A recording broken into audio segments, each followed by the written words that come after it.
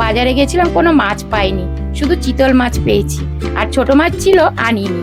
তাই জন্য আজকে আপনাদেরকে আমি দেখাচ্ছি চিতল মাছের কারি কেমন করে করছি, আপনারা দেখুন। চিতল মাছ যেহেতু বাসি বরফ দিয়ে রাখে, তার জন্য আমি একটু লেবু চিপড়ে দিচ্ছি। ভালো করে একটু লেবুর রস দিলে পরে গন্ধটা আর থাকবে না। সুন্দর করে লেবু চিপড়ে দেবো, আর একটুকুও দিচ্ছি, লেবুটা একটু রসটা কম বেরোচ্ছে, অনেকখানি মাছ আছে। আমি ভালো করে মেখে নিচ্ছি, এইভাবে মেখে দিচ্ছি। এরপর আমি দেব হলুদ আর নুন দিয়ে মেখে রাখবো। হলুদ দিচ্ছি, দেখুন। এইবারে দিচ্ছি আমি নুন। নুন আমি অল্প দেব, বেশি নুন দেব না, যেহেতু সবুজে মাছ। এবারে আমি ভালো করে মেখে 5 মিনিটের জন্য ঢাকা দিয়ে রাখবো।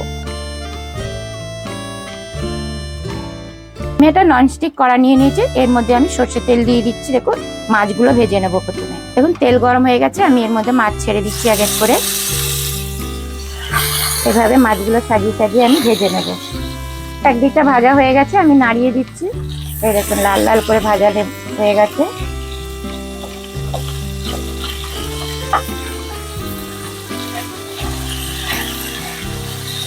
মাছ ভাজা হয়ে গেছে, আমি তুলে নিচ্ছি। সব মাছগুলো তুলে নিচ্ছি এইভাবে। দেখুন, আমার সব মাছ ভাজা হয়ে গেছে। এবারে আমি কটা আলু ভেজে নিচ্ছি। আলুর মধ্যে নুন আর হলুদ মেখে রেখে দিয়েছি। দেখুন, আলুটা ভাজা হয়ে গেছে, লাল লাল করে আমি তুলে নিচ্ছি। দেখুন, জিরে ফোড়ন দিচ্ছি, দুটো শুকনো লঙ্কা দিচ্ছি, দুটো তেজপাতা দিচ্ছি, ভালো করে নেড়ে নিচ্ছি।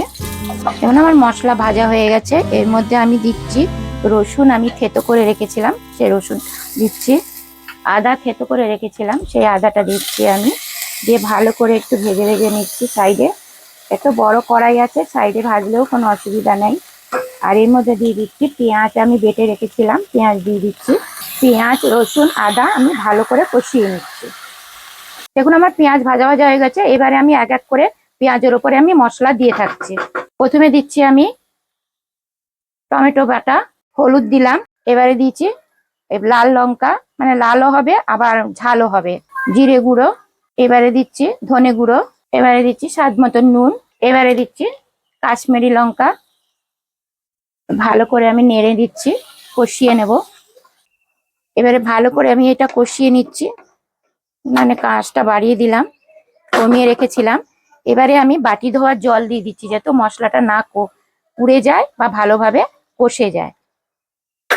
দেখুন, মশলাগুলো কষে গেছে, ভালো করে কষিয়ে নিয়েছি। এবারে আমি আলুগুলো দিয়ে কষিয়ে নিচ্ছি। ভালো করে মশলাটা কষিয়ে নিচ্ছি। দেখুন, মশলাটা কষিয়ে আমি এর মধ্যে একটু জল দিয়ে দিচ্ছি, কারণ আলুটা সেদ্ধ হবে আর মশলাটা আর একটুকু কষবে। এবারে আমি 5 মিনিটের জন্য ঢাকা দিয়ে রাখছি। দেখুন, আমি ঢাকনা খুলছি, আমার মশলা কষে গেছে। দেখুন, কম তেল দিয়ে আমি কি সুন্দর মশলা কষিয়েছি। দেখুন, বেশি তেল আমার বাড়ির লোক খেতে চায় না, এর মশলা আমি কমও দিয়েছি, খুব একটা বেশি দিইনি, যেহেতু কালিয়া করবো এটুকু মশলা দিয়েছি। এবারে জল দিয়ে দিচ্ছি।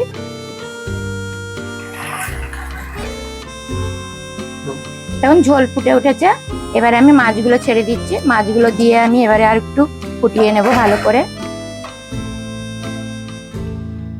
দেখুন, আমার মাছের ঝোল ফুটে গেছে এবং মাছও নরম হয়ে গেছে, আলু নরম হয়ে গেছে, আমার কালিয়া হয়ে গেছে।